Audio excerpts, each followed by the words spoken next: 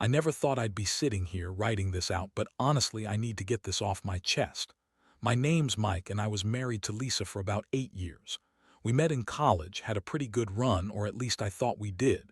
She was always a little bitchy, always had some snarky comment ready, classic Lisa. But I loved her, or at least I thought I did. We had our ups and downs, sure. Nothing out of the ordinary. Things started feeling off a few months ago, though. She'd come home from work more irritable, snapping at me over small stuff. She'd cancel plans last minute or suddenly seem distracted when we were having conversations. I brushed it off, told myself it was just work stress or whatever, but deep down I felt it was more. Something was going on and I couldn't shake the feeling that I was missing something obvious. Then, about a month ago, I noticed her phone. Whenever she'd leave the room, she'd be extra careful about hiding it. She'd put it face down, even if she was just going to the bathroom. I saw her typing late at night. Quick glances, her thumbs flying over the keyboard. Of course, I didn't want to jump to conclusions, but I couldn't ignore the gut feeling that she was hiding something.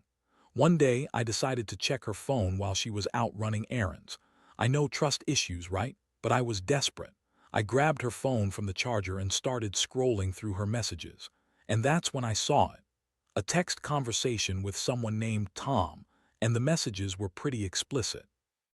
They'd been talking about meeting up, about sex, about reconnecting after high school. My stomach dropped.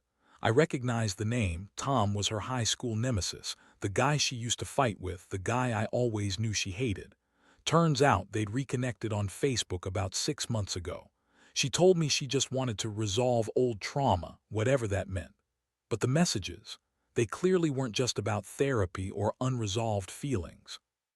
It was flirtatious, intimate, and from what I could tell, they'd already met up once or twice. My mind went into overdrive. How could she do this? How could she betray me with someone I know she despised? I felt sick. Angry, hurt, all at once. I wanted to confront her right then, but I knew I needed to think it through. I spent the night tossing and turning, trying to process what I'd found. That's when I realized I had to face her the next day. I couldn't keep pretending everything was fine. I had to know the truth, whatever it was. The next morning, I woke up feeling like I'd been hit by a truck. My mind was racing with questions. How long has this been going on? How could she lie so convincingly? I kept going over the messages I'd seen, trying to find some hint I'd missed. I wasn't a fool. I knew Lisa would deny everything, call me paranoid, or spin some bullshit about misunderstandings or old trauma. That's exactly what she did when I confronted her last night, after I finally decided I couldn't wait any longer. I woke her up early, and she looked annoyed, like I was bothering her before coffee. I was calm as much as I could be, but there was this edge in my voice. I told her I knew about her conversations with Tom. Her face immediately twisted into this bitchy sneer. "What are you talking about? You're crazy, Mike. You've been paranoid lately, probably over nothing," she snapped, her eyes narrowing. I showed her the messages, watching her reaction closely. She rolled her eyes, scoffing. "Oh, come on, those are just some stupid chats. We're not doing anything, okay? Just catching up. It's not a big deal." Her words felt like daggers. She tried to laugh it off, but I wasn't buying it. I looked her right in the eyes and said, "You didn't just reconnect. You're planning to see him, aren't you?" "You're cheating on me, Lisa. I saw the messages." Her response was a condescending laugh. "You're overreacting, Mike. You're always so insecure. I don't know what you want from me. I told you I was just trying to close old wounds. Don't make a mountain out of a molehill." She said it with that same bitchy tone she always used when she thought she was the smartest person in the room. The way she lied so effortlessly, I realized how deep her manipulation ran. She was trying to gaslight me into thinking I was the crazy one. I felt my blood boil. The betrayal hit me like a freight train. I'd spent 8 years trusting this woman, and now I was supposed to believe her pathetic excuse. I told her I wasn't going to be played for a fool. I told her I wanted her out of the house until she figured out what she really wanted. She looked at me with her typical contempt and said, "Fine, whatever, but I'm not leaving. You're just overreacting because you're insecure. I'll see Tom when I want. You're just jealous." That statement, that dismissive tone, that's when I knew I couldn't let this slide. I finished my coffee, told her I needed some time to think, and walked out. I felt numb, sick, and furious all at once. I knew I couldn't just sit around waiting for her to come to her senses. No, I had to come up with a plan. I decided I'd gather as much evidence as I could, not just for myself, but to make sure I could finally get some closure. I didn't want to just dump her. I wanted her to really pay for what she did. I needed her to understand that I wasn't some fool who'd just accept betrayal with a smile. That's how I ended up here, thinking about what I'd do next. She thought she'd get away with it, but I wasn't about to let her. Over the next few days, I kept my cool on the surface, but inside I was brewing. I couldn't just confront her again without some solid proof. I needed to make her realize I wasn't clueless, that I knew exactly what she'd been up to. So I decided to do a little digging, more than just the texts. I started looking through her social media and her email account, trying to find more evidence, anything that could back up what I already knew. It didn't take long. I found more messages, some she hadn't deleted, some she thought were hidden because she'd used fake names or deleted parts of the chat. I also found out that she and Tom had met up again last weekend, at a hotel just a few towns over. I couldn't believe it. She told me she was going to her sister's house for a family gathering. She lied right to my face.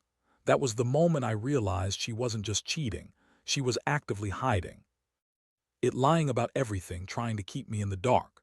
I started feeling this strange mix of satisfaction and rage. Satisfaction that I had all the evidence I needed, but rage because I'd never expected her to do something like this. The woman I married, my partner for 8 years, was sleeping around with her high school nemesis, just to resolve trauma. That sounded like some bullshit excuse, and I wasn't buying it anymore. I also noticed her behavior had changed. She became more defensive, more bitchy when I brought up the subject. She'd call me paranoid, accuse me of spying on her, even try to make me feel like I was the one with issues.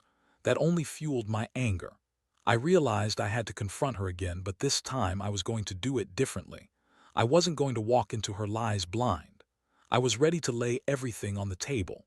One afternoon, I came home early from work, knowing she'd be there. I had my phone recording a voice memo and my evidence ready. When she saw me, her face immediately shifted from her usual bitchy smirk to panic. She started stumbling over her words, trying to deny everything, but I cut her off.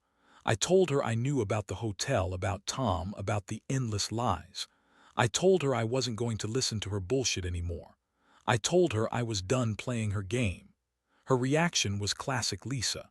She got angry, yelled that I was crazy, that I was ruining everything, that I was insecure.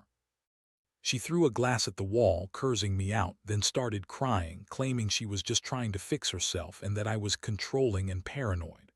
That's when I lost it. I told her she was a lying, manipulative bitch and I was finally done, that I wanted her out of the house by the end of the week. By the time I left the house that day, I felt like I was finally free but also crushed. I'd lost the woman I loved, the woman I thought I knew. The betrayal cut so deep I didn't know if I'd ever recover from it. What hurt the most was that she'd lied so convincingly, so effortlessly, trying to make me doubt myself. I kept replaying her words, her sneers, her fake tears. It's crazy how someone who was supposed to be your partner can turn into a stranger so quickly. It's like I was living with a lie and I was finally waking up to the truth. The days that followed felt like a blur. I moved out of the house, left her to her lies, and tried to piece myself back together. Honestly, I didn't know how I was supposed to feel. Anger, betrayal, sadness. It all hit me in waves. The worst part was the feeling of helplessness, like I'd been blind all along, believing in a version of her that no longer existed. I kept asking myself how I'd missed the signs, how I'd let her manipulate me into thinking everything was fine when she was already cheating behind my back. For a while, I threw myself into work, trying to drown out the thoughts. But late at night, when the house was silent, I'd think about all the moments I'd trusted her, all the times she'd lied with that bitchy smile. It was hard not to feel like a fool. I kept seeing her face, so convincing, so cold when she lied about everything. And Tom. That fucking guy. I remembered how he'd always been a prick to me back in high school, always trying to compete, always trying to prove something. Now, here he was, reconnecting and sneaking around with my wife. That added a whole other level of humiliation. I reached out to a lawyer, started looking into my options. Honestly, at first, I was just trying to prepare myself for the worst. I knew I didn't want to be married to someone who could lie to my face and cheat on me with my biggest high school nemesis. But I also felt this strange sense of guilt, like I was somehow to blame for trusting her, for not seeing it sooner. I kept thinking about all the times I'd been too busy at work or too passive, not asking the right questions.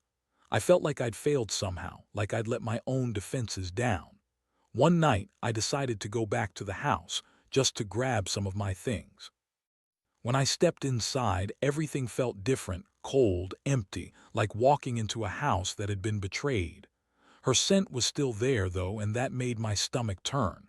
I found some of my belongings in a box she'd packed hastily, probably when she knew I was coming back. I looked around and thought about all the memories, good and bad, and realized I'd been holding onto a ghost of what we once had. I also found her phone left on the kitchen table. I hesitated for a moment, then looked through her recent messages again.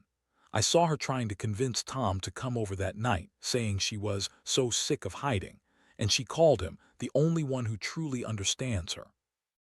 It hit me like a punch in the stomach. She'd been planning this for weeks.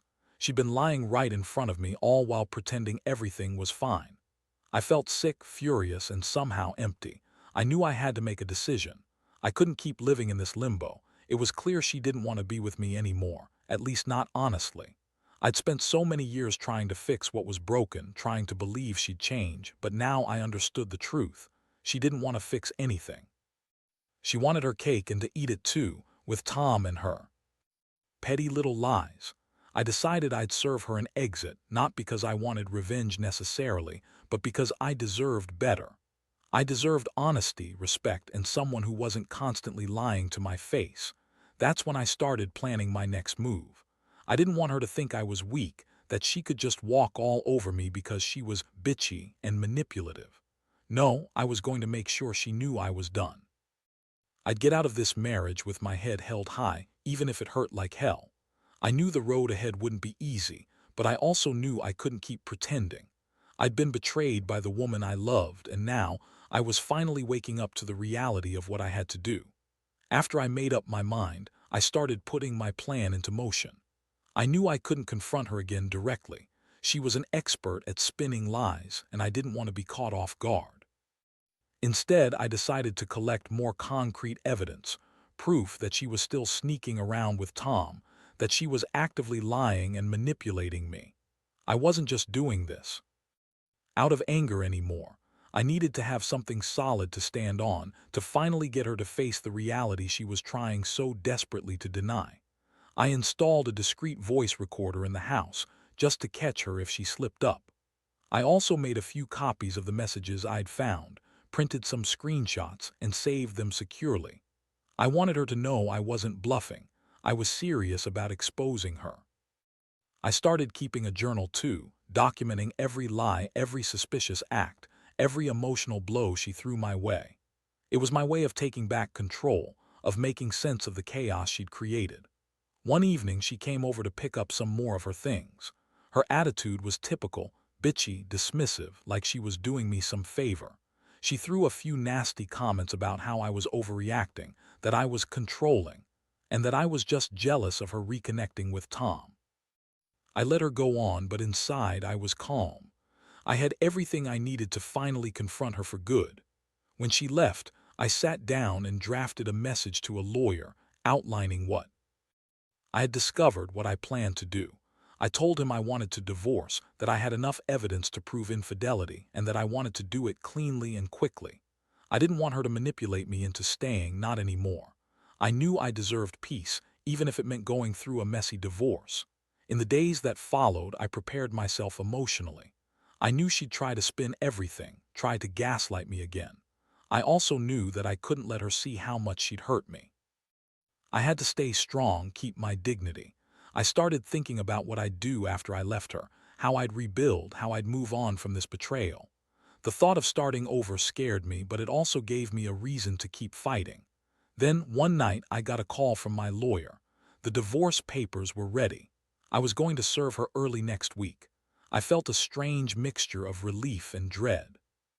Relief because I finally had a plan, and dread because I knew the pain of ending something so deeply broken. But honestly, the worst part was knowing she'd never admit she was wrong, never apologize for what she did. She'd probably lie her way out of it just like she always did. That's when I realized I couldn't change her, but I could control my own future. I could choose to walk away and never look back. So here I am, waiting to hand her the papers, waiting for the inevitable fallout. I don't know what she's planning or how she'll react, but I do know one thing. I'm finally done pretending. I'm done being the fool in her game. And whether she admits it or not, I'll be moving on without her. I just hope I find a way to heal, because right now, it still feels like I'm just hanging on by a thread. The day I handed her the divorce papers was one of the hardest moments of my life. I watched her face twist into a mixture of rage and disbelief when I slid the envelope across the counter. She looked at me like I'd just betrayed her again, like she couldn't comprehend why I was doing this. Her bitchy smirk faltered for a second, replaced by that familiar sneer she always wore when she was trying to manipulate her way out of something. But I didn't care anymore. I'd played her game long enough. She tried to spin it fast, calling me paranoid, saying I was just overreacting, that I was jealous or insecure. She told me I was ruining everything, that she'd never do anything wrong. But her eyes darted away and I saw the flicker of guilt, just for a second. That was enough for me. I knew she'd try to lie her way out of it, try to pretend she was innocent, but I didn't care. I had everything I needed, the proof, the evidence, her own words. I finally saw her for what she was, a manipulative, selfish woman who'd lied her way into cheating on me with Tom, all while pretending she was fixing her trauma. After she left, I felt like I'd been released from a prison I didn't even realize I was in. It was like waking up from a nightmare, only to realize the nightmare had been real all along. I took a deep breath, told myself I'd done the right thing. I'd finally taken back control of my life. I started focusing on myself, on rebuilding what I'd lost. It wasn't easy, trust me, healing from betrayal isn't straightforward. But every day I woke up feeling a little stronger, a little more certain that I deserved better. I learned a lot from this train wreck of a marriage. Mainly that you can't ignore the signs, and that lying, especially to the person you're supposed to love, eventually catches up with you. I also learned that sometimes you have to walk away, even if it's painful. Because staying just prolongs the pain, and I'd rather be alone than in a relationship built on lies and deception. To anyone out there going through something similar, my advice is simple. Trust your gut. Gather evidence if you have to. Don't be afraid to confront the liars, and don't let anyone make you feel guilty for wanting honesty. You owe yourself the truth, and no fake tears or bitchy smirks can hide what's really going on. In the end, I'm not the same man I was 8 years ago, and honestly, I don't want to be. I've learned that love isn't about staying silent when you're hurt or pretending everything's okay when it's not. It's about respecting yourself enough to walk away when someone you trusted lies to your face. And that's exactly what I plan to do. Move forward, rebuild, and never look back at the woman who betrayed me. Life's too short to waste on someone who doesn't value you. I finally get that now.